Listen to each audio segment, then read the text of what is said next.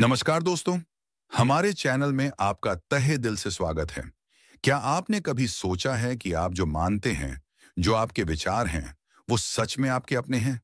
या फिर वो किसी और के द्वारा बहुत ही चालाकी से आपके दिमाग में डाले गए हैं? आप जिस पार्टी को सपोर्ट करते हैं, जिस देश को महान समझते हैं, जिन चीजों को सही या गलत मानते हैं, क्या आपने कभी उन मान्यताओं पर सवाल उठाया है? या आप बस वही मान रहे हैं जो आपको बचपन से सिखाया गया है, जो आपको हर रोज टीवी पर दिखाया जाता है, या जो आपके व्हाट्सएप ग्रुप में हजारों बार फॉरवर्ड किया जाता है? आज के इस दौर में, जहां सूचना एक लहर की तरह हम पर हमला कर रही है, जहां हर कोई हमें यह बताने में लगा है कि हमें क्या सोचना चाहिए, यह सवाल हमारी आजादी का सबसे अहम सवाल बन गया है। इसी खतरनाक खेल को, विचारों पर कब्जा करने की इसी युद्ध को आज से 100 साल पहले एक महान दार्शनिक और विद्रोही विचारक ने उजागर किया था। उस इंसान का नाम था बर्ट्रैंड रसेल। रसेल कोई मामूली दार्शनिक नहीं थे। वो एक गणितज्ञ थे, एक तर्कशास्त्री थे, और सबसे अधिक वो सच के एक निडर सिपाही थे। उन्होंने सरकारों, धर्मों और समाज के हर उस झूठ पर सवाल उठाया जो इंसान को सोचने से रोकता है। और इसी युद्ध में उन्होंने एक छोटा सा लेकिन बहुत ही शक्तिशाली निबंध लिखा, जिसका नाम है free thought and official propaganda, यानी स्वतंत्र विचार और सरकारी प्रचार।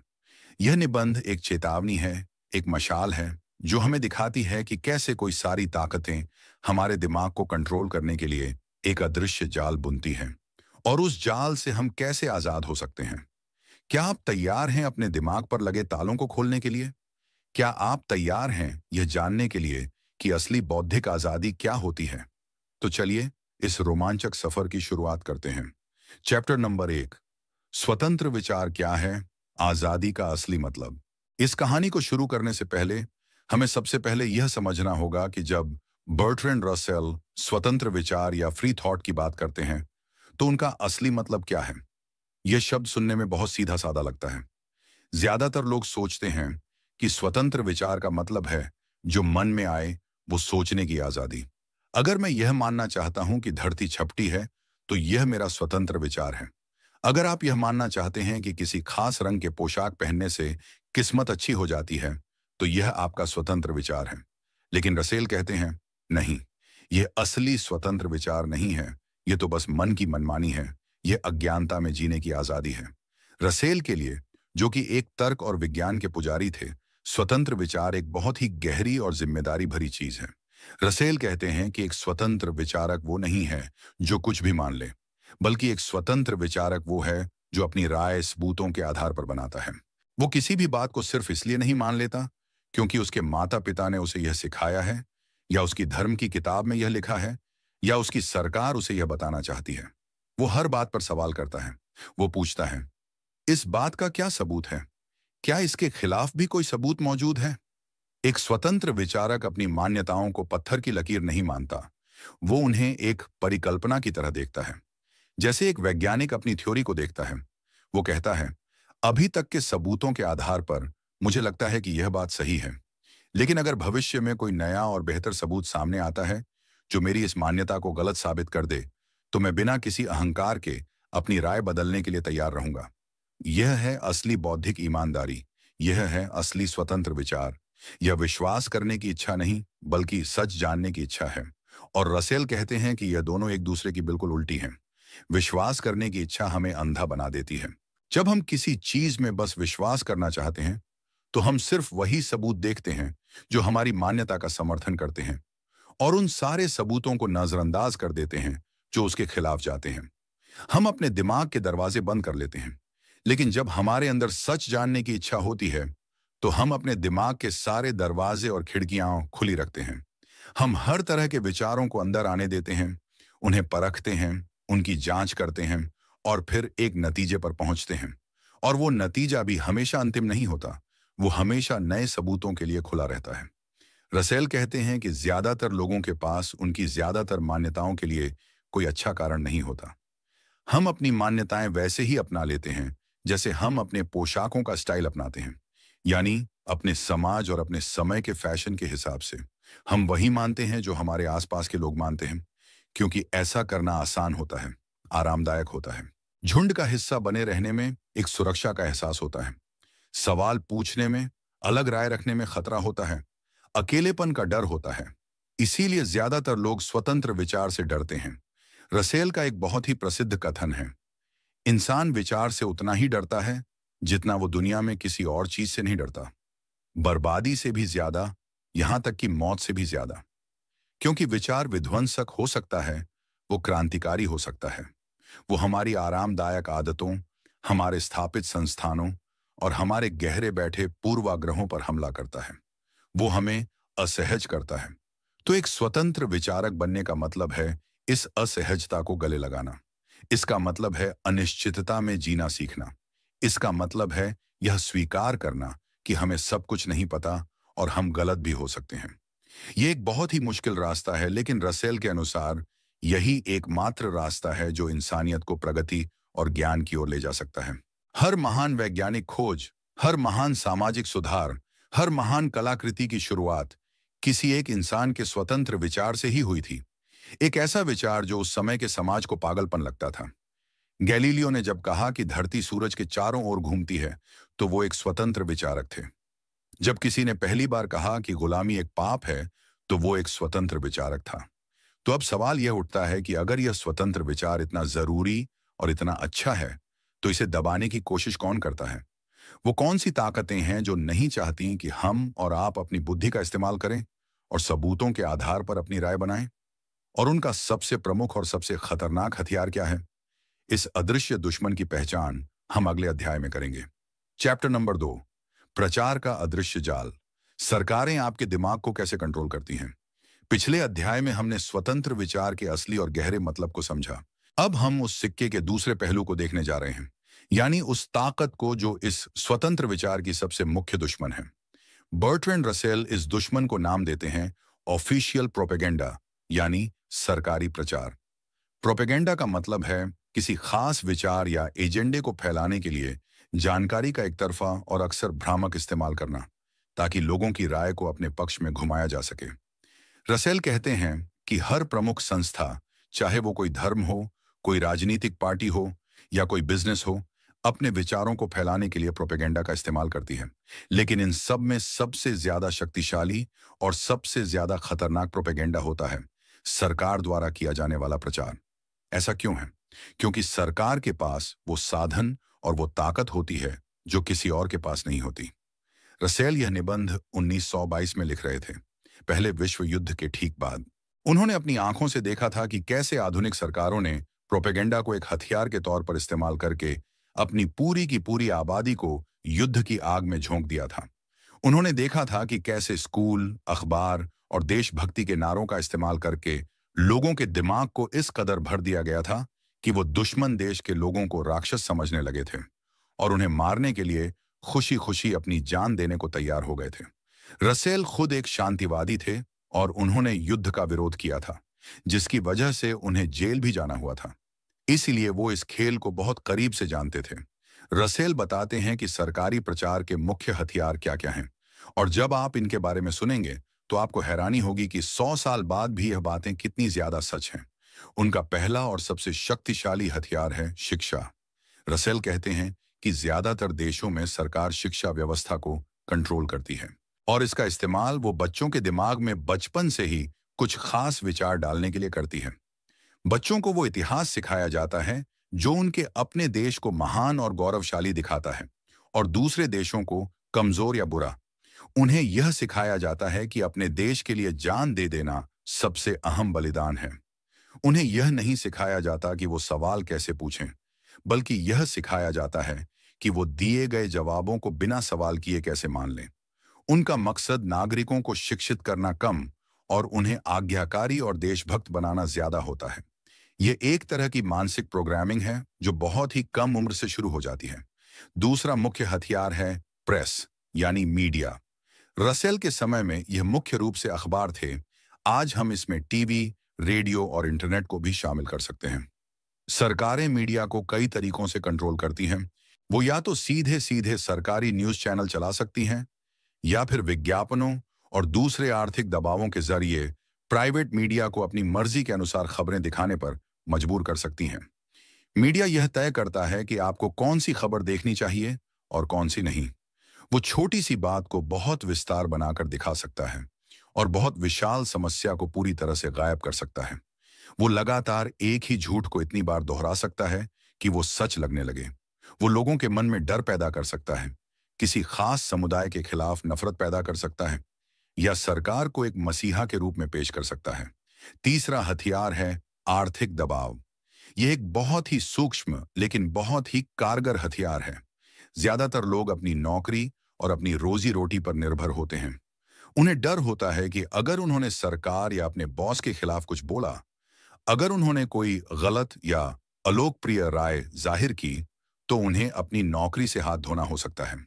ये डर ज्यादातर लोगों को चुप रहने पर मजबूर कर देता है। वो असहमत होते हुए भी हाँ में हाँ मिलाते हैं, क्योंकि वो अपने परिवार को मुश्किल में नहीं डालना चाहते। इस तरह सरकार बिना कोई हिंसा किए सिर्फ आर्थिक दबाव का डर दिखाकर स्वतंत्र विचारों का गला घोंट देती है।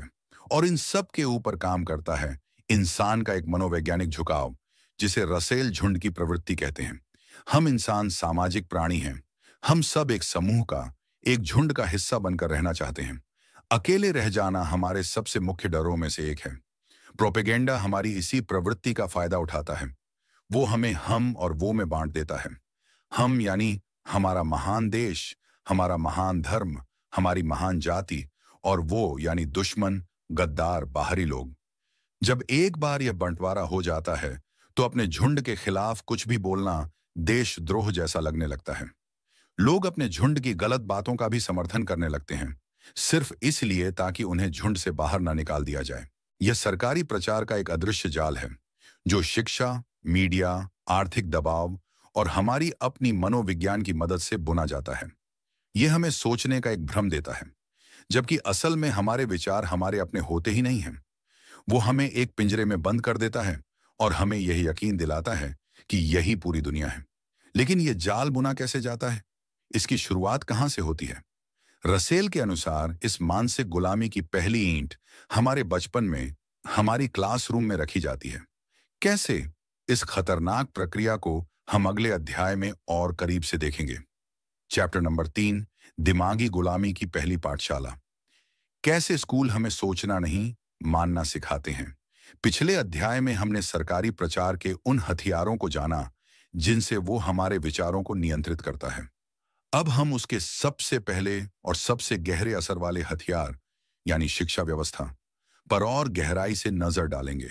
बर्ट्रैंड रसेल का मानना था कि आधुनिक शिक्षा प्रणाली का मुख्य उद्देश्य बच्चों को स्वतंत्र विचारक बनाना नहीं, बल्कि उन्हें एक ऐसे विशाल तंत्र का आज्ञाकारी पुर्जा बनाना है जिसे सरकार और समाज अपनी मर्जी से चला सके। ये बात सुनने में बहुत कठोर और शायद अतिशयोक्तिपूर्ण लगे, लेकिन अगर हम रसेल के तर्कों को ध्यान से समझें तो हमें इसमें एक डरावनी सच्चाई नजर आएगी। रसेल कहते हैं कि शिक्षा का असली मकसद होना चाहिए बच्चों के अंदर जिज्ञासा पैदा करना, उन्हें सवाल पूछना सिखाना और उन्हें सबूतों को तौलकर खुद अपने नतीजे पर पहुंचना सिखाना। लेकिन ज्यादातर स्कूल करते क्या हैं? वो इसका ठीक उल्टा करते हैं।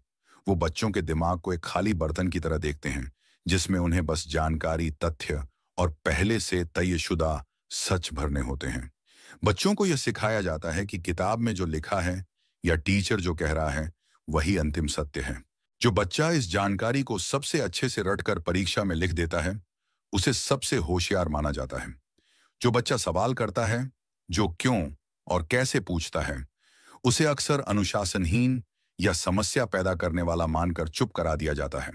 इस प्रक्रिया में बच्चे की प्राकृतिक जिज्ञासा और उसकी रचनात्मकता धीरे धीरे मर जाती है। वो यह सीख जाता है कि सुरक्षित रहने का और सफल होने का सबसे अच्छा तरीका है अधिकारियों की बात मानना और दिए गए नियमों का पालन करना। वो सोचना नहीं बल्कि मानना सीखता है। इसका सबसे प्रमुख उदाहरण है इतिहास का अध्ययन। रसेल कहते हैं कि हर देश अपने बच्चों को एक ऐसा इतिहास अध्ययन कराता है जो उसके अपने देश को नायक के रूप में प्रस्तुत करता है। हमें यह सिखाया जाता है कि हमारे देश ने हमेशा सही और महान काम किए हैं, और जब भी युद्ध हुई तो गलती हमेशा दूसरे पक्ष की थी। हमारे देश के नायकों को देवता की तरह पेश किया जाता है और उनकी हर गलती पर पर्दा डाल दिया जाता है, जबकि दुश्मन देश के इतिहास को इस तरह से पेश किया जाता है कि वो हमेशा से ही बुरे और धोखेबाज थे। इस तरह की शिक्षा बच्चों के मन में बचपन से ही एक अंधा राष्ट्रवाद और दूसरे देशों के प्रति एक पूर्वाग्रह पैदा कर देती है। वो यह मानकर पलते हैं कि मेरा देश महान, बाकी सब बेकार। जब यह बच्चा युवा होता है तो सरकार के लिए उसे किसी दूसरे देश के खिलाफ युद्ध के लिए तैयार करना बहुत आसान हो जाता है, क्योंकि उसके दिमाग में पहले से ही यह जहर भरा जा चुका है। यही चीज धर्म और नैतिकता की शिक्षा के साथ भी होती है। बच्चों को यह नहीं सिखाया जाता कि वो खुद सोचें कि क्या सही है और क्या गलत। उन्हें बस कुछ नियम और कहानियां बता दी जाती हैं और कहा जाता है कि इन्हें बिना सवाल किए मान लो। जो इन नियमों को मानेगा वो अच्छा है और उसे स्वर्ग मिलेगा। जो इन पर सवाल उठाएगा वो बुरा है और उसे नर्क में सजा मिलेगी। ये डर पर आधारित नैतिकता है, समझ पर आधारित नहीं। ये बच्चों को नैतिक रूप से स्वतंत्र नहीं बल्कि आश्रित बनाती है। वो सही काम इसलिए नहीं करते क्योंकि उन्हें लगता है कि वो सही है, बल्कि इसलिए करते हैं क्योंकि उन्हें किसी सजा का डर होता है या किसी इनाम का लालच होता है। रसेल का यह मतलब नहीं था कि सारे टीचर बुरे होते हैं या सारे स्कूल जानबूझकर ऐसा करते हैं। वो खुद एक व्यवस्था का हिस्सा होते हैं, लेकिन व्यवस्था का ढांचा ही ऐसा बनाया गया है।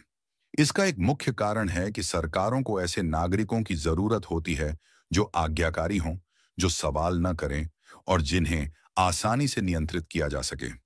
स्वतंत्र विचारकों का एक पूरा देश किसी भी सरकार के लिए एक अप्रिय घटना यानी बुरे सपने जैसा होता है, क्योंकि स्वतंत्र विचारक हर सरकारी नीति पर सवाल उठाएंगे, वो भ्रष्टाचार को उजागर करेंगे, वो सरकार के झूठ को जान लेंगे। इसलिए सरकारों के हित में यही होता है कि वो एक ऐसी आबादी तैयार करें जो झुंड की तरह हो, जिसे कोई भी आसानी से हाँक सके। तो क्या इसका कोई हल है? रसेल कहते हैं, हाँ, हमें अपनी शिक्षा की पूरी परिभाषा को बदलना होगा। हमें शिक्षा का मकसद जानकारी देना नहीं, बल्कि बुद्धि को प्रशिक्षित करना बनाना होगा। हमें बच्चों को संदेह करना सिखाना होगा। उन्हें यह सिखाना होगा कि किसी भी बात को सिर्फ इसलिए न मान लें क्योंकि वो किसी प्रमुख किताब में लिखी है या किसी प्रसिद्ध आदमी ने कही है। उन्हें सिखाना होगा कि वो दोनों पक्षों की दलीलों को सुनें, सबूतों की जांच करें और फिर अपनी एक अस्थायी राय बनाएं। हमें उन्हें यह सिखाना होगा कि मुझे नहीं पता कहना कोई शर्म की बात नहीं, बल्कि बौद्धिक ईमानदारी की निशानी है। हमें उन्हें इतिहास इस तरह से सिखाना होगा कि वो अपने देश की गलतियों को भी समझ सकें और दूसरे देशों के दृष्टिकोण का भी सम्मान कर सकें। हमें उन्हें एक दूसरे से बहस करना और असहमति का सम्मान करना सिखाना होगा। ये एक बहुत अहम और मुश्किल काम है, क्योंकि यह पूरी व्यवस्था के खिलाफ जाता है। लेकिन रसेल का मानना था कि अगर हमें एक शांतिपूर्ण और प्रगतिशील दुनिया बनानी है तो इसकी शुरुआत हमारी क्लासरूम से ही करनी होगी। लेकिन क्लासरूम के बाहर भी एक बहुत विशाल पाठशाला है जो 24 घंटे हमारे दिमाग को शिक्षित या अशिक्षित कर रही है, और वो है मीडिया। कैसे यह आधुनिक पाठशाला हमारे विचारों को अपनी गिरफ्त में लेती है, ये हम अगले अध्याय में जानेंगे। चैप्टर नंबर 4, सच का बाजार या झूठ का कारखाना। मीडिया आपके विचारों को कैसे बनाता और बदलता है। अगर स्कूल हमारे दिमागी गुलामी की नींव रखते हैं तो उस पर हर रोज नई परतें लगाने का काम करता है मीडिया। बर्ट्रैंड रसेल के समय में ये मुख्य रूप से अखबार थे, लेकिन आज उनकी बातें टीवी न्यूज, वेबसाइट्स और सबसे ज्यादा सोशल मीडिया पर लागू होती हैं। रसेल ने 100 साल पहले ही यह समझ लिया था कि जिसके पास जानकारी को कंट्रोल करने की ताकत है, उसी के पास लोगों के दिमाग को कंट्रोल करने की भी ताकत है। और आधुनिक समाज में यह ताकत मीडिया के हाथों में केंद्रित होती जा रही है। हम में से ज्यादातर लोग यह मानते हैं कि मीडिया का काम हमें सच्ची और निष्पक्ष जानकारी देना है, ताकि हम दुनिया में हो रही घटनाओं के बारे में एक सूचित राय बना सकें। लेकिन रसेल हमें इस भोली भाली धारणा के पीछे के कठोर सच से रूबरू कराते हैं। वो कहते हैं कि ज्यादातर मुख्य मीडिया स्वतंत्र नहीं होता, वो किसी न किसी के नियंत्रण में होता है। पहला और सबसे प्रमुख नियंत्रक तो खुद सरकार ही होती है, जैसा हमने पहले देखा। लेकिन दूसरा प्रमुख नियंत्रक होता है पूंजी, यानी पैसा। रसेल बताते हैं कि कोई सारे अखबार और मीडिया हाउस चलाने के लिए बहुत ज्यादा पैसे की जरूरत होती है। यह पैसा कुछ अमीर उद्योगपतियों या कॉरपोरेशंस के पास होता है। जब कोई उद्योगपति किसी न्यूज चैनल या अखबार को खरीदता है तो वो उसे समाज सेवा के लिए नहीं खरीदता, वो उसे अपने व्यावसायिक और राजनीतिक हितों को साधने के लिए खरीदता है। वो ये सुनिश्चित करता है कि उसका मीडिया हाउस ऐसी कोई भी खबर न दिखाए जिससे उसके बिजनेस को या सरकार के साथ उसके रिश्तों को कोई नुकसान पहुंचे। वो अपने पत्रकारों पर एक अदृश्य दबाव बनाकर रखता है कि वो लाइन में रहें। जो पत्रकार सत्ता से मुश्किल सवाल पूछते हैं या अमीरों के खिलाफ लिखते हैं, उन्हें या तो नौकरी से निकाल दिया जाता है या साइडलाइन कर दिया जाता है। इसका नतीजा यह होता है कि हमें जो खबरें मिलती हैं, वो अक्सर फिल्टर की हुई होती हैं। हमें वही सच दिखाया जाता है जो ताकतवर लोग हमें दिखाना चाहते हैं। अमीरों और राजनेताओं के कोई सारे घोटाले दबा दिए जाते हैं, जबकि आम जनता से जुड़े मुद्दों जैसे गरीबी, बेरोजगारी या पर्यावरण को बहुत कम जगह मिलती है। खबरों को इस तरह से पेश किया जाता है कि वो सरकार की नीतियों का समर्थन करती हुई लगे। विरोध प्रदर्शनों को अक्सर देश विरोधी या उपद्रवियों की हरकत के रूप में दिखाया जाता है। हमें यह महसूस कराया जाता है कि जो भी सरकार कर रही है वो देश हित में है, और जो भी उस पर सवाल उठा रहा है वो देश का दुश्मन है। ये एक बहुत ही सूक्ष्म खेल है, क्योंकि ये सीधे सीधे झूठ नहीं बोलता। ये बस सच के कुछ हिस्सों को छिपा लेता है और कुछ हिस्सों को बहुत अधिक विस्तार कर दिखाता है। आज के सोशल मीडिया के युग में तो यह खेल और भी ज्यादा खतरनाक हो गया है। पहले कम से कम कुछ पत्रकार और संपादक होते थे जो खबरों की सच्चाई की जांच करते थे, लेकिन अब कोई भी इंसान कुछ भी लिखकर या कोई भी वीडियो बनाकर लाखों लोगों तक फैला सकता है। व्हाट्सएप और फेसबुक पर फेक न्यूज और झूठी अफवाहें जंगल की आग की तरह फैलती हैं। और सबसे डरावनी बात यह है कि हम अक्सर उन्हीं खबरों पर सबसे ज्यादा यकीन करते हैं जो हमारे पहले से बने हुए विचारों और पूर्वाग्रहों का समर्थन करती हैं। सोशल मीडिया के एल्गोरिदम भी इसी तरह से काम करते हैं। वो हमें वही चीजें ज्यादा दिखाते हैं जिन्हें हम पसंद करते हैं, और धीरे धीरे हम एक इको चैम्बर या गूंज कक्ष में कैद हो जाते हैं। हमें सिर्फ वही आवाजें सुनाई देती हैं जो हमारी अपनी ही आवाज की प्रतिध्वनि होती हैं। हमें लगने लगता है कि पूरी दुनिया वैसा ही सोचती है जैसा हम सोचते हैं, और जो लोग हमसे अलग सोचते हैं वो या तो बेवकूफ हैं या बुरे हैं। यह स्थिति स्वतंत्र विचार के लिए जहर की तरह है। जब हमें कभी किसी विरोधी विचार या किसी अलग दृष्टिकोण का सामना ही नहीं करना होगा, तो हमारी सोचने की क्षमता धीरे धीरे खत्म हो जाएगी। हम सवाल करना बंद कर देंगे, हम एक बौद्धिक बुलबुले में जीने लगेंगे, और हमें पता भी नहीं चलेगा कि हम सच्चाई से कितने दूर हो गए हैं। रसेल हमें चेतावनी देते हैं कि एक स्वतंत्र विचारक बनने के लिए हमें मीडिया द्वारा परोसी जा रही जानकारी को आंख बंद करके स्वीकार नहीं करना चाहिए। हमें एक सक्रिय और आलोचनात्मक पाठक या दर्शक बनना होगा। हमें हमेशा यह सवाल पूछना चाहिए, यह खबर कौन बता रहा है? उसका क्या हित हो सकता है? क्या कहानी का कोई दूसरा पक्ष भी है जिसे मुझे नहीं दिखाया जा रहा है? हमें अलग अलग स्रोतों से जानकारी लेनी चाहिए, खासकर उन स्रोतों से जो हमारे विचारों से असहमत हों। यह मुश्किल है, यह असहज करने वाला है, लेकिन यही एकमात्र तरीका है प्रोपेगेंडा के इस जाल से खुद को बचाने का। लेकिन सरकार और मीडिया के अलावा भी एक और ताकत है जो हमें चुप कराती है। एक ऐसा डर जो हमें सच बोलने से रोकता है, और वो डर हमारी अपनी जिंदगी, हमारी अपनी रोजी रोटी से जुड़ा है। इस अदृश्य डर की कहानी हम अगले अध्याय में सुनेंगे। चैप्टर नंबर 5, वो डर जो जुबान पर ताला लगा दे। आर्थिक और सामाजिक दबाव का खेल। अब तक हमने उन बाहरी ताकतों की बात की है जो हमें सोचने से रोकती हैं, स्कूल जो हमें प्रोग्राम करते हैं, और मीडिया जो हमें मैनिपुलेट करता है।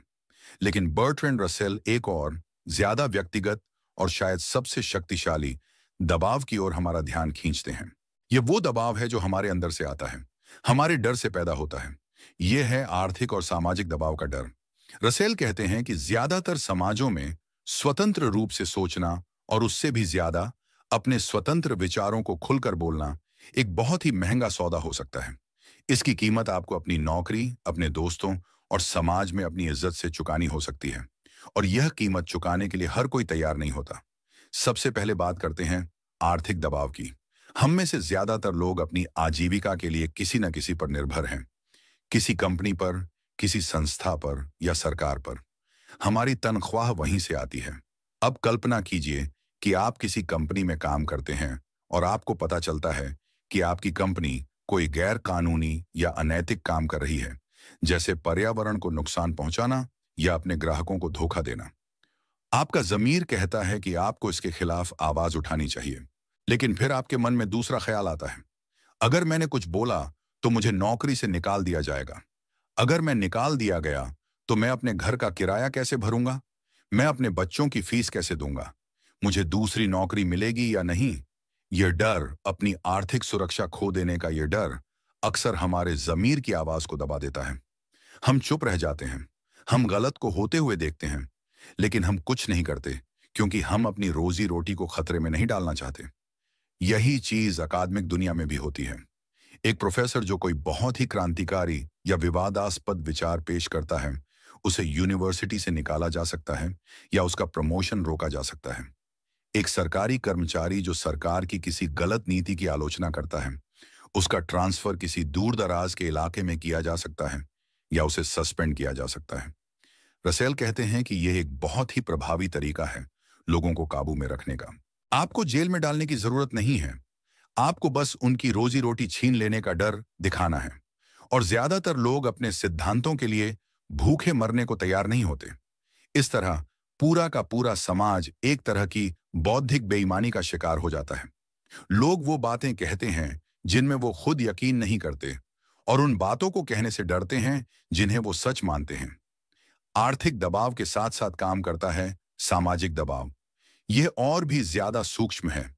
हम सब चाहते हैं कि लोग हमें पसंद करें, हमारा सम्मान करें और हमें अपने समूह का हिस्सा माने। अलग थलग हो जाने का डर, अकेला रह जाने का डर हमारे अंदर बहुत गहरा होता है। जब हम कोई ऐसी राय रखते हैं जो हमारे दोस्तों, हमारे परिवार या हमारे समाज की राय से अलग होती है, तो हमें किस चीज का सामना करना होता है?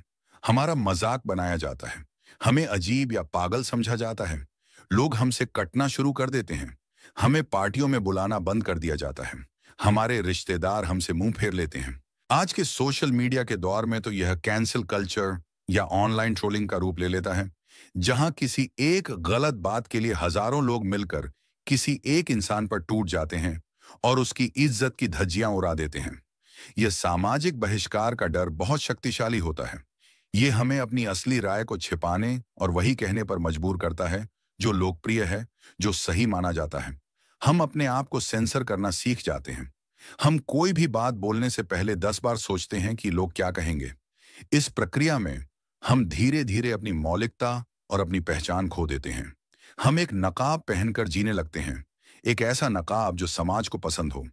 रसेल कहते हैं कि एक समाज की बौद्धिक सेहत इस बात पर निर्भर करती है कि वो असहमत होने की आजादी को कितना बर्दाश्त कर सकता है। जिस समाज में हर कोई एक ही जैसा सोचता है, वो एक मरा हुआ समाज है, एक ठहरा हुआ समाज है। प्रगति तभी होती है जब लोग अलग सोचने की हिम्मत करते हैं, जब वो लोकप्रिय धारणाओं को चुनौती देते हैं। तो इस दोहरे दबाव, आर्थिक और सामाजिक, से कैसे संघर्ष किया जाए? रसेल का मानना था कि इसका एक प्रमुख हल समाज के आर्थिक ढांचे में बदलाव लाना है, ताकि लोगों को अपनी नौकरी खोने का डर कम हो। लेकिन व्यक्तिगत स्तर पर इसका हल है बौद्धिक साहस पैदा करना। हमें यह समझना होगा कि सच बोलना और अपने सिद्धांतों पर टिके रहना हमेशा आसान नहीं होगा। इसकी एक कीमत होगी, लेकिन हमें खुद से यह पूछना होगा कि हम किस तरह का जीवन जीना चाहते हैं।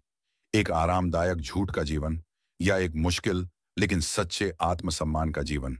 हमें अपने अंदर उन लोगों का सम्मान करना सीखना होगा जो झुंड से अलग चलने की हिम्मत करते हैं, भले ही हम उनसे सहमत ना हों। हमें एक ऐसा माहौल बनाना होगा जहां असहमति को देशद्रोह नहीं, बल्कि लोकतंत्र का स्वास्थ्य माना जाए। लेकिन यह सब करना इतना मुश्किल क्यों है? क्यों हम इतनी आसानी से झुंड का हिस्सा बन जाते हैं? इसके पीछे एक बहुत ही गहरा मनोवैज्ञानिक कारण है, जिसे रसेल झुंड की प्रवृत्ति कहते हैं। यह प्रवृत्ति क्या है और यह हमें कैसे नियंत्रित करती है, इस आकर्षक मनोविज्ञान को हम अगले अध्याय में समझेंगे। चैप्टर नंबर 6, झुंड का मनोविज्ञान। हम झुंड का हिस्सा बनना क्यों पसंद करते हैं? अब तक हमने उन बाहरी दबावों की बात की है जो हमें स्वतंत्र रूप से सोचने से रोकते हैं, लेकिन बर्ट्रैंड रसेल हमें याद दिलाते हैं कि सबसे प्रमुख पिंजरा हमारे बाहर नहीं, हमारे अंदर है। हमारे अपने मन के अंदर कुछ ऐसी प्रवृत्तियां हैं, कुछ ऐसे गहरे बैठे झुकाव हैं जो हमें तर्क और सबूत के रास्ते से हटाकर अंधविश्वास और झुंड की सोच की ओर धकेलते हैं। और इनमें सबसे शक्तिशाली है झुंड की प्रवृत्ति।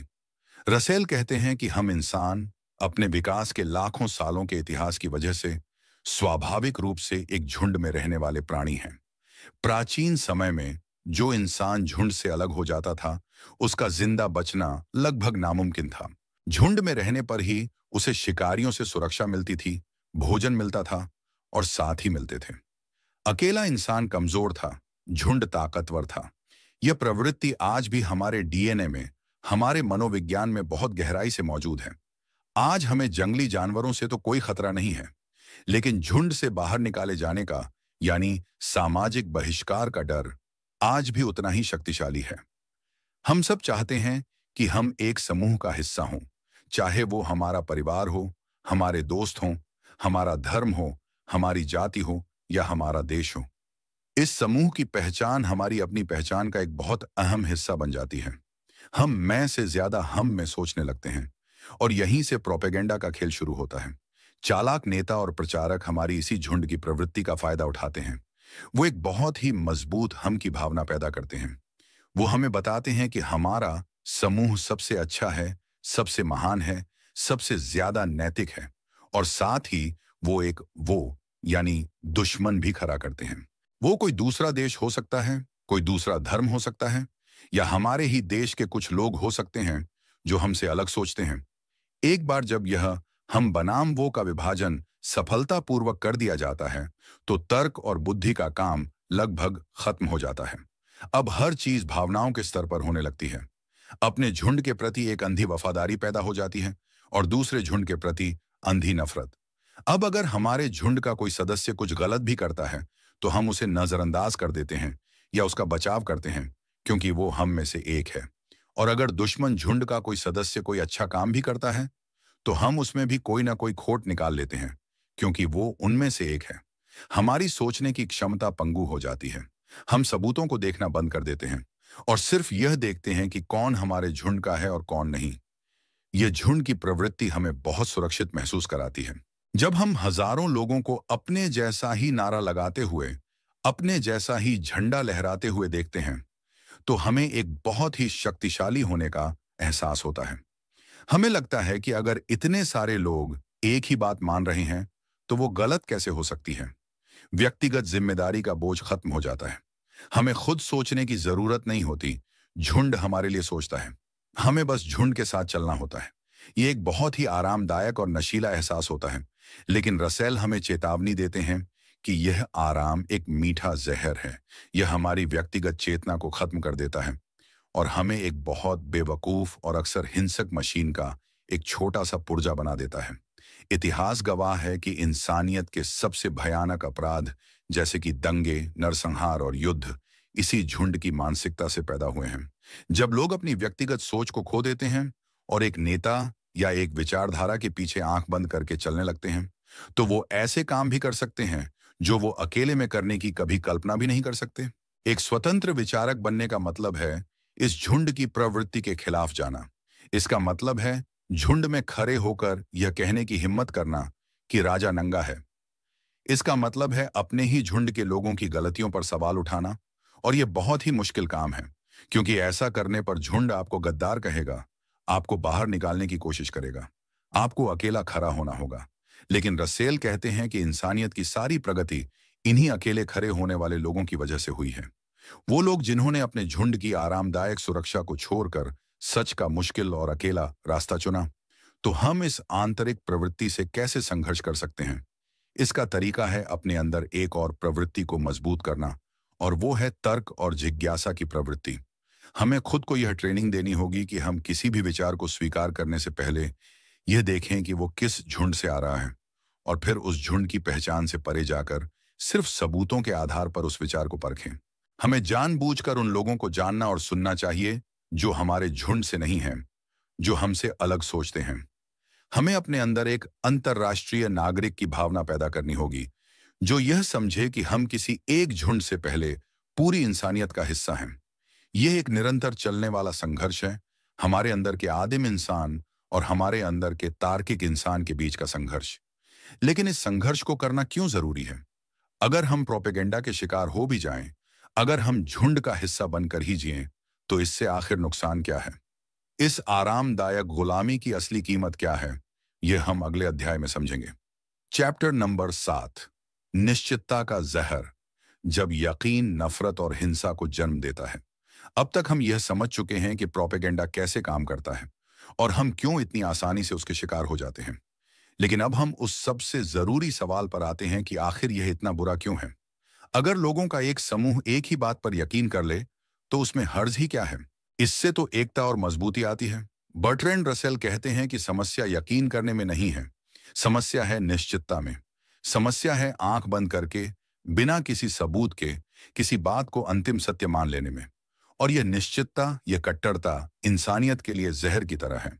जब कोई व्यक्ति या समूह यह मान लेता है कि उसे परम सत्य का ज्ञान हो गया है और जो कोई भी उससे असहमत है वो या तो मूर्ख है या दुष्ट, तो वहीं से नफरत, क्रूरता और हिंसा का जन्म होता है। रसेल का एक बहुत ही प्रसिद्ध कथन है जो इस पूरी बात का सार है। दुनिया के साथ सारी समस्या यह है कि मूर्ख और कट्टरपंथी लोग हमेशा खुद को लेकर पूरी तरह से निश्चित होते हैं और समझदार लोग हमेशा संदेह से भरे होते हैं। एक स्वतंत्र विचारक, एक समझदार इंसान हमेशा जानता है कि वो गलत हो सकता है। वो अपनी राय सबूतों पर बनाता है और वो जानता है कि सबूत बदल सकते हैं और इसलिए उसकी राय भी बदल सकती है। उसके विचारों में एक लचीलापन होता है। लेकिन एक कट्टरपंथी के विचार पत्थर की तरह कठोर होते हैं। वो सबूतों को अपने विचारों के अनुसार बदल कर लेता है। वो अपनी मान्यताओं को किसी भी कीमत पर नहीं छोड़ना चाहता, क्योंकि उसकी पूरी पहचान, उसका पूरा अहंकार उन्हीं मान्यताओं पर टिका होता है। और जब दो ऐसे कट्टरपंथी समूह जो अपने अपने सच को लेकर पूरी तरह से निश्चित होते हैं, आमने सामने आते हैं, तो क्या होता है? संवाद की कोई गुंजाइश नहीं बचती, क्योंकि संवाद के लिए यह मानना जरूरी है कि शायद मैं गलत हो सकता हूं और आप सही हो सकते हैं। लेकिन कट्टरपंथी यह मान ही नहीं सकता। उसके लिए सामने वाला सिर्फ एक अलग राय रखने वाला इंसान नहीं है, वो एक दुश्मन है, एक पापी है, एक खतरा है जिसे मिटाना जरूरी है। इतिहास ऐसे ही कट्टरपंथ की संघर्षों से भरा हुआ है। धर्म के नाम पर हुए युद्ध, जहां ईसाई और मुसलमान एक दूसरे को सिर्फ इसलिए मार रहे थे क्योंकि उन्हें यकीन था कि उनका ईश्वर ही सच्चा ईश्वर है। नाजी जर्मनी, जहां हिटलर और उसके अनुयायियों को यह निश्चित यकीन था कि आर्य नस्ल ही दुनिया की सबसे श्रेष्ठ नस्ल है, और इसी यकीन के नाम पर उन्होंने लाखों यहूदियों का नरसंहार कर दिया। कम्युनिस्ट रूस, जहां स्टालिन को यह यकीन था कि उसका साम्यवाद का मॉडल ही एकमात्र सही रास्ता है, और इस यकीन को लागू करने के लिए उसने लाखों लोगों को मरवा दिया जो उससे असहमत थे। ये सब इतिहास की बातें लग सकती हैं, लेकिन यह कट्टरता आज भी हमारे चारों तरफ जिंदा है। जब हम देखते हैं कि धर्म के नाम पर लोग एक दूसरे की जान ले रहे हैं, जब हम देखते हैं कि राजनीतिक विचारधारा के नाम पर दोस्त और परिवार एक दूसरे के दुश्मन बन गए हैं, जब हम सोशल मीडिया पर देखते हैं कि कैसे लोग अलग विचार रखने वालों को गालियां देते हैं और उन्हें जान से मारने की धमकियां देते हैं, तो हम इसी निश्चितता के जहर को काम करते हुए देखते हैं। प्रोपेगेंडा का असली मकसद ही यही है, हमें अपने विचारों को लेकर कट्टर और असहिष्णु बनाना। वो हमें संदेह करना भुला देता है। वो हमें सिखाता है कि सोचना खतरनाक है और मानना सुरक्षित है। रसेल कहते हैं कि जिस समाज में स्वतंत्र विचार और संदेह की जगह कट्टरता और यकीन ले लेते हैं, वो समाज बौद्धिक रूप से मर जाता है। वहां कोई नई खोज नहीं हो सकती, कोई नई कला पैदा नहीं हो सकती, कोई सामाजिक सुधार नहीं हो सकता, क्योंकि हर नई चीज पुरानी मान्यताओं को चुनौती देती है। अगर आप चुनौती को बर्दाश्त ही नहीं कर सकते, तो आप कभी आगे नहीं जा सकते। ऐसा समाज एक ठहरे हुए पानी की तरह हो जाता है, जो बाहर से शांत दिख सकता है, लेकिन अंदर ही अंदर खराब हो रहा होता है। यह कट्टरता न सिर्फ समाज के लिए, बल्कि व्यक्ति के लिए भी विनाशकारी है। जो इंसान हमेशा यकीन से भरा रहता है, वो कभी कुछ नया नहीं सीख सकता। उसका मानसिक विकास रुक जाता है। वो एक ऐसी बौद्धिक जेल में बंद हो जाता है जिसे उसने खुद बनाया है, और उसे वो जेल ही अपना घर लगने लगती है। तो इस जहर का तौर क्या है? अगर निश्चितता इतनी खतरनाक है, तो हमें किस चीज पर यकीन करना चाहिए? क्या हमें किसी भी बात पर यकीन नहीं करना चाहिए? रसेल इसका जवाब देते हैं, और उनका यह जवाब ही हमें इस अंधेरी सुरंग के बाहर रोशनी की एक किरण दिखाता है।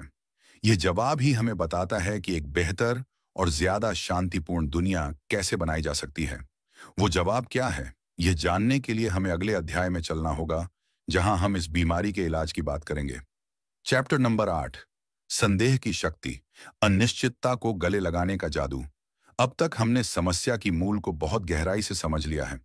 हमने देखा कि कैसे सरकारी प्रचार, शिक्षा, मीडिया और हमारी अपनी मनोवैज्ञानिक कमजोरियां मिलकर हमें एक ऐसे कट्टर विश्वास की ओर धकेलती है जो नफरत और हिंसा को जन्म देता है।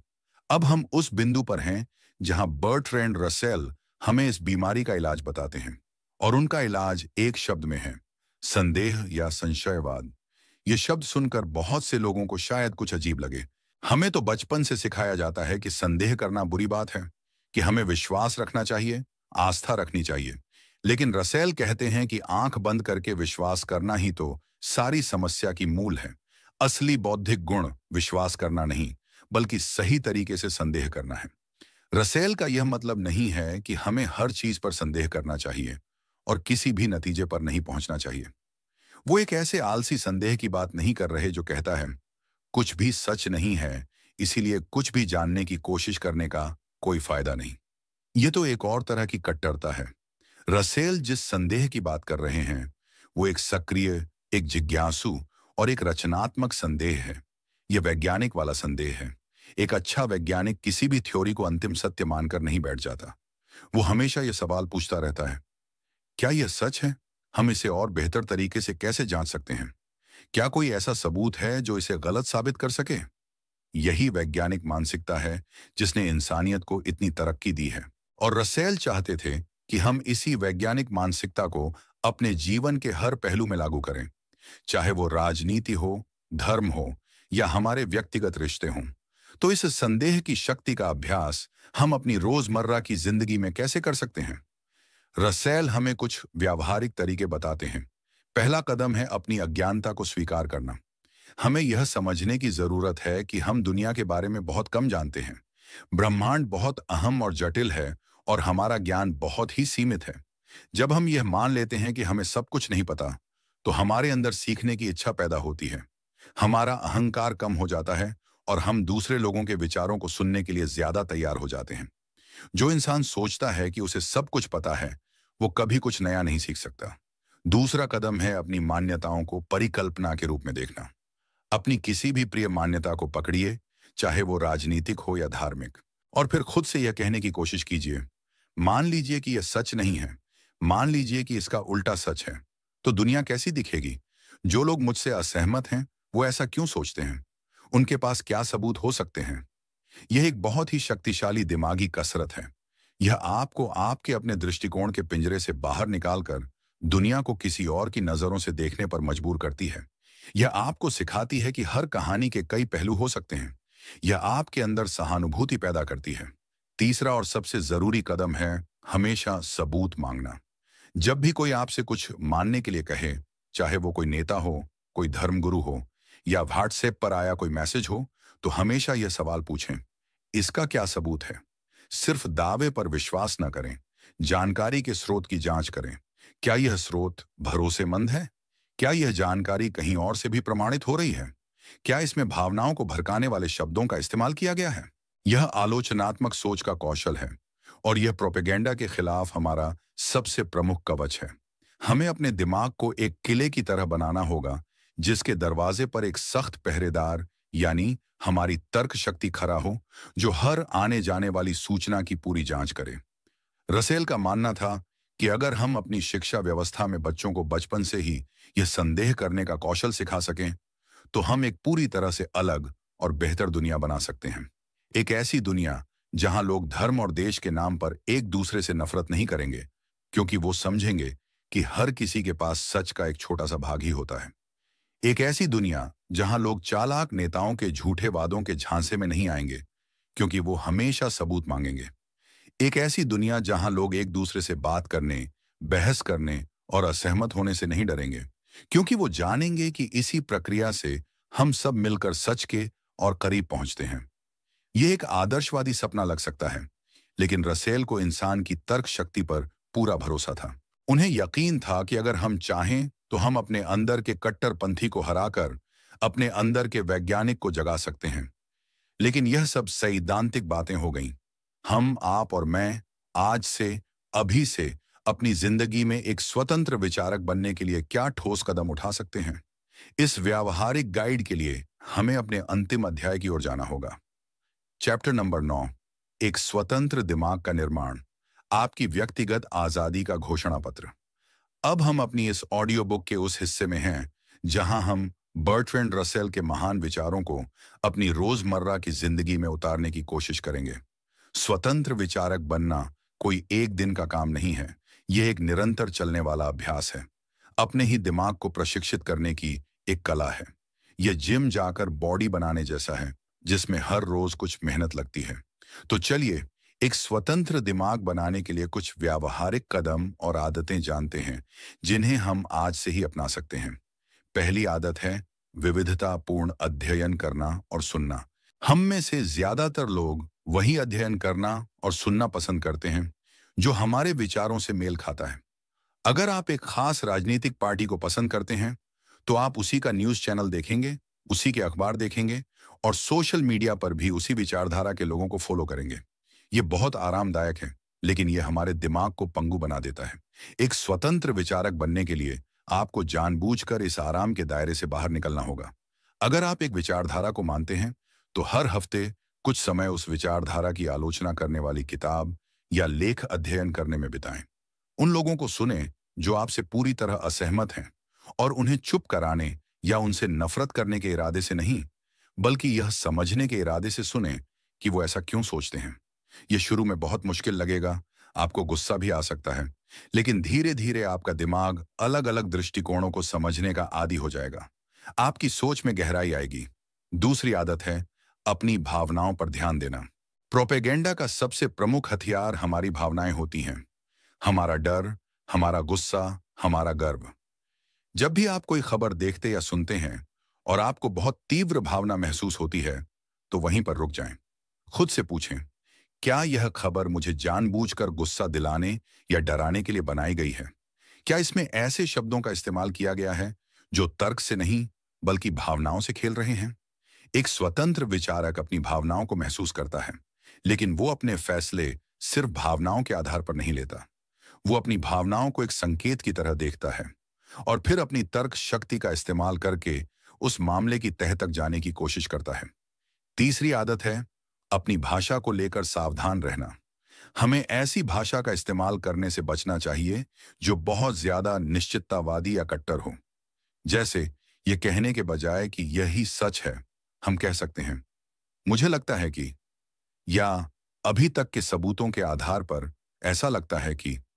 यह छोटा सा बदलाव हमारे सोचने के तरीके पर बहुत अधिक असर डालता है। यह हमें और दूसरों को याद दिलाता है कि हमारी राय अंतिम सत्य नहीं है और हम चर्चा के लिए खुले हैं। इसी तरह हमें लोगों पर लेबल लगाने से बचना चाहिए।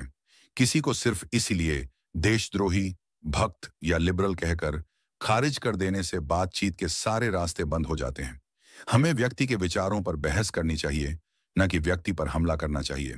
चौथी आदत है इतिहास अध्ययन करना। रसेल इतिहास को बहुत ज्यादा महत्व देते थे। उनका मानना था कि इतिहास हमें एक व्यापक दृष्टिकोण देता है। जब हम देखते हैं कि कैसे अलग अलग समय में अलग अलग समाजों में लोग बिल्कुल अलग अलग चीजों को सच मानते थे, तो हमें यह एहसास होता है कि हमारी अपनी मान्यताएं भी समय और समाज की देन हैं, और वो भी अंतिम नहीं है। इतिहास हमें सिखाता है कि जो विचार आज हमें बिल्कुल सामान्य लगते हैं, वो कभी बहुत क्रांतिकारी हुआ करते थे, और जिन विचारों को आज हम पागलपन समझते हैं, हो सकता है भविष्य में वो सामान्य हो जाएं। यह हमें बौद्धिक विनम्रता सिखाता है। और पांचवीं और सबसे जरूरी आदत है खुद पर हंसना सीखना। जो इंसान खुद को और अपनी मान्यताओं को बहुत ज्यादा गंभीरता से लेता है, वो बहुत आसानी से कट्टरपंथी बन सकता है। अपने अंदर हास्य की भावना को जिंदा रखना बहुत जरूरी है। यह हमें याद दिलाता है कि हम सब इंसान हैं और हम सब गलतियां करते हैं। यह हमारे अहंकार को नियंत्रण में रखता है। एक स्वतंत्र विचारक अपने विचारों के लिए संघर्ष कर सकता है, लेकिन वो उनके लिए अपनी इंसानियत और अपनी मुस्कान को नहीं खोता। ये कुछ आदतें हैं जिन्हें अपनाकर हम धीरे धीरे प्रोपेगेंडा के अदृश्य जाल से बाहर निकल सकते हैं और अपने दिमाग की बागडोर अपने हाथों में ले सकते हैं। ये एक आजीवन यात्रा है, लेकिन यह एक ऐसी यात्रा है जो हमें एक बेहतर, ज्यादा समझदार और ज्यादा आजाद इंसान बनाती है। और इसी के साथ दोस्तों, हम बर्ट्रैंड रसेल के इस शक्तिशाली और आज भी उतने ही प्रासंगिक निबंध की यात्रा के अंत पर पहुंचते हैं। हमने एक ऐसी युद्ध को समझा है जो तोपों और तलवारों से नहीं, बल्कि विचारों और सूचनाओं से लड़ी जाती है। यह युद्ध हमारे अपने दिमाग पर नियंत्रण की युद्ध है। रसेल ने हमें दिखाया कि कैसे सरकारें, स्कूल, मीडिया और यहाँ तक कि हमारी अपनी आंतरिक प्रवृत्तियां भी हमें एक आरामदायक लेकिन खतरनाक बौद्धिक गुलामी की ओर धकेलती हैं। वो हमें एक ऐसे झुंड का हिस्सा बना देना चाहती हैं जो सोचना बंद कर दे और सिर्फ अनुसरण करे। उन्होंने हमें उस जहर से आगाह किया जिसे वो निश्चितता कहते हैं, वो कट्टर यकीन जो हमें असहिष्णु, क्रूर और बौद्धिक रूप से मृत बना देता है। लेकिन रसेल हमें सिर्फ समस्या बताकर अंधेरे में नहीं छोड़ देते। वो हमें एक रोशनी भी दिखाते हैं, एक रास्ता भी सुझाते हैं। और वो रास्ता है स्वतंत्र विचार का रास्ता। यह रास्ता आसान नहीं है। ये सबूतों की मांग करता है, ये सवाल पूछने की हिम्मत चाहता है और ये अनिश्चितता के साथ जीने का साहस मांगता है। उन्होंने हमें संदेह की शक्ति के बारे में सिखाया, वो रचनात्मक और जिज्ञासु संदेह जो हर तरह के ज्ञान और प्रगति की नींव है। उन्होंने हमें एक ऐसी शिक्षा की कल्पना दी जो बच्चों को रटना नहीं बल्कि सोचना सिखाए। उन्होंने हमें एक ऐसे समाज का सपना दिखाया जहां लोग अलग अलग विचारों से डरते नहीं बल्कि उनका स्वागत करते हैं। इस ऑडियो बुक का मकसद आपको यह बताना नहीं है कि आपको क्या सोचना चाहिए। इसका मकसद ठीक उल्टा है। इसका मकसद है आपको उन औजारों से लैस करना जिनसे आप खुद यह तय कर सकें कि आपको क्या सोचना है। इसका मकसद है आपके दिमाग के किले के पहरेदार को जगाना, ताकि कोई भी प्रचार, कोई भी फेक न्यूज, कोई भी भ्रामक दावा बिना जांच के अंदर ना आ सके। बर्ट्रैंड रसेल की विरासत हमें यही याद दिलाती है कि हमारी सबसे प्रमुख संपत्ति हमारा अपना स्वतंत्र मन है और इस मन की आजादी की रक्षा करना हमारा सबसे मुख्य कर्तव्य है, न सिर्फ अपने लिए बल्कि एक बेहतर और ज्यादा शांतिपूर्ण दुनिया के लिए भी। याद रखिएगा, जब भी कोई आपसे आपकी सोचने की आजादी छीनने की कोशिश करे, जब भी कोई आपसे कहे कि सवाल मत करो, बस यकीन करो, तो आप समझ जाइएगा कि वो आपसे डरता है, क्योंकि एक स्वतंत्र विचार से ज्यादा शक्तिशाली और ज्यादा खतरनाक चीज इस दुनिया में और कोई नहीं है। और इसी के साथ दोस्तों, हम आज इस अद्भुत यात्रा के अंत पर पहुंचते हैं। इस प्रेरणादायक पुस्तक के आधार पर हमने साथ मिलकर यह जाना कि कैसे स्वतंत्र विचार हमारी सबसे प्रमुख ताकत है और कैसे हम खुद को सरकारी प्रचार और झूठी सूचनाओं के जाल से बचा सकते हैं। मुझे उम्मीद है कि इस ऑडियो बुक के जरिए हमने जो कुछ भी सीखा है वह सिर्फ सुनने तक ही सीमित नहीं रहेगा, बल्कि आपके जीवन का मार्गदर्शन भी करेगा। याद रखिएगा, यह ज्ञान केवल जानकारी नहीं है, बल्कि आपके भीतर की अपार क्षमता को जगाने की कुंजी है। यह ऑडियो बुक आपको यह सिखाती है कि कैसे सवाल पूछें, कैसे सबूतों की जांच करें और कैसे अपनी राय बनाने से पहले हर पहलू पर विचार करें। लेकिन सबसे महत्वपूर्ण, यह आपको यह भी सिखाती है कि आप कितने शक्तिशाली हैं और आपके अंदर सच और झूठ में फर्क करने की कितनी क्षमता छिपी हुई है। अब जब आप इस ऑडियो बुक को सुनना समाप्त कर रहे हैं, तो मैं आपसे एक अनुरोध करना चाहता हूं। इन सिद्धांतों को याद रखें, इन पर विचार करें और इन्हें अपने दैनिक जीवन में लागू करने का प्रयास करें। और हमेशा याद रखें, आपके भीतर असीम शक्ति है और आप जो भी चाहें पा सकते हैं। आपके इस बहुमूल्य समय के लिए और इस यात्रा में मेरे साथ जुड़ने के लिए दिल से धन्यवाद। मैं उम्मीद करता हूं कि आपको यह ऑडियो बुक पसंद आई होगी और इसने आपको अपने मन की शक्ति और नियंत्रण के बारे में कुछ नया सीखने को मिला होगा। अगर आपको यह ऑडियो बुक पसंद आई तो इसे लाइक करें, अपने दोस्तों और परिवार के साथ साझा करना न भूलें, ताकि वे भी इस ज्ञान का लाभ उठा सकें। और हाँ, हमारे चैनल को सब्सक्राइब करना बिल्कुल न भूलें, ताकि आपको ऐसी ही और प्रेरणादायक और ज्ञानवर्धक ऑडियो बुक्स मिलती रहें। और हाँ, अपनी प्रतिक्रिया हमें कमेंट में जरूर बताएं। आपके विचार और सुझाव हमारे लिए बहुत ही ज्यादा महत्वपूर्ण हैं और हमें भविष्य में और भी बेहतर ऑडियो बुक्स बनाने में मदद करेंगे। तो कृपया कमेंट सेक्शन में अपनी राय जरूर दें। हम जल्द ही एक और नई ऑडियो बुक के साथ वापस आएंगे। तब तक के लिए अपना ख्याल रखिए, सीखते रहिए और हमेशा अपने लक्ष्यों की ओर आगे बढ़ते रहिए। याद रखें, आपके सपने सच हो सकते हैं।